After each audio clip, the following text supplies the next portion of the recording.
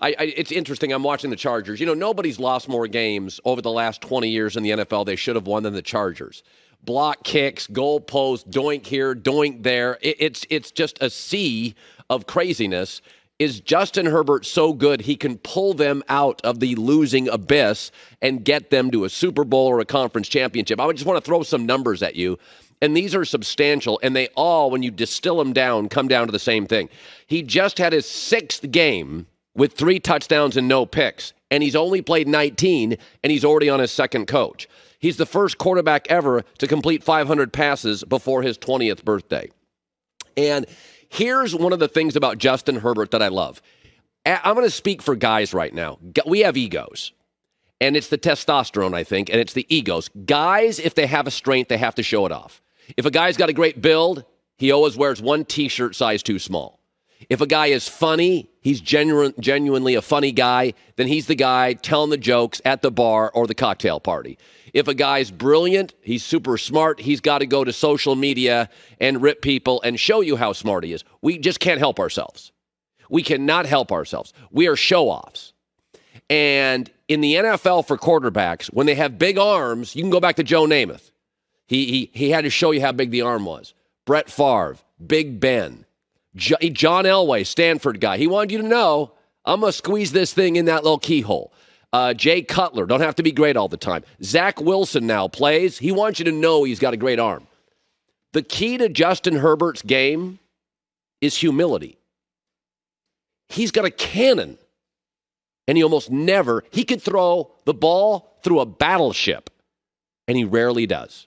When he makes a mistake, it's because he doesn't pick up a read against Dallas in the red zone. He just doesn't see a defender. To have that kind of arm and to not, at 23 years old, constantly show it off with those receivers is really amazing. It's like having the best build in a gym and wearing a loose sweatshirt. It's like being the smartest guy in the world and not going to show off on Twitter. It's like being hysterically funny, going to a party and never telling a joke. Maybe one as you leave the party. This kid is 6'6", 238, a huge arm, 4-point major in biology. I like Derek Carr, but how small did Derek Carr look next to him? Derek Carr is 6'2.5", 212. Justin Herbert's 4 inches bigger, 3.5 inches bigger, and 25 pounds with a significantly better arm, and he only uses it sparingly. And this kid grew up, and I think a lot of this is, and that you see this all the time in a lot of industries, he was a late bloomer. He wasn't a 5-star recruit. He didn't have coaches telling him how great. Didn't have Alabama coming after him in Ohio State. Small town kid, grew up in the shadow at the University of Oregon, and so he was humbled early. He wasn't the biggest, strongest, coolest guy early. And as he developed, I've seen this my entire life with guys. When you're a late bloomer, you have this gratefulness and this humility. And I know it sounds weird, he plays with humility. But in my entire life, the biggest armed guy in the NFL often throws the most interceptions. And the way he plays, and you can tell his team trusts him. I say this all the time. A coaching staff will tell you what they think about your quarterback by the plays they dial up. This is becoming one of these teams that goes for it in 4th and 4 all the time. Brandon Staley, the head coach, talked about the team's trust. The kid's 23 years old. He's got 19 starts.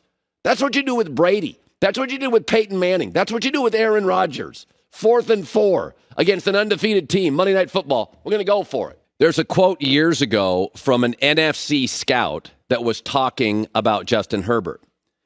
Everybody said the scout's going to knock him. Is he too nice? Is he too nerdy? Is he too introverted? That's a bunch of bull blank.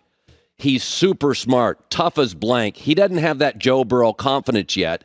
He's a late blooming kid, under-recruited. Eugene was his home, and being a Duck quarterback was a pinnacle. He's just growing up as a young man.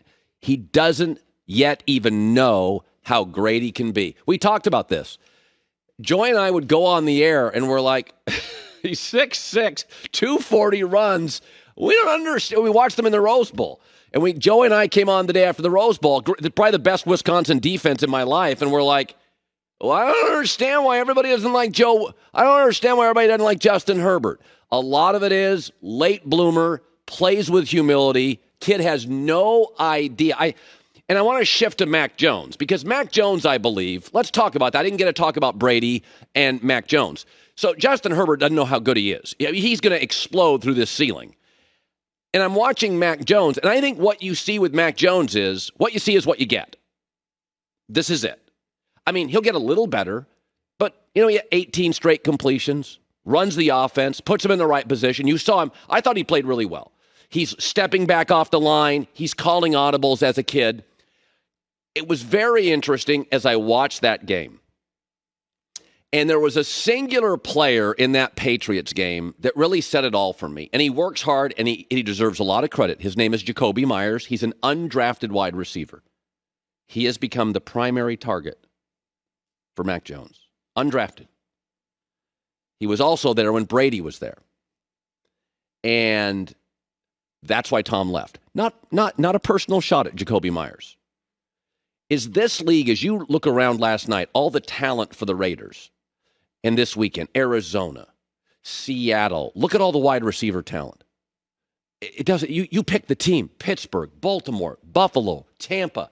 Tom Brady goes into that stadium, doesn't play well. His warm weather team doesn't play well. He's on the road. He probably has the second best coach in the game, and Brady wins. As Mac Jones plays brilliantly.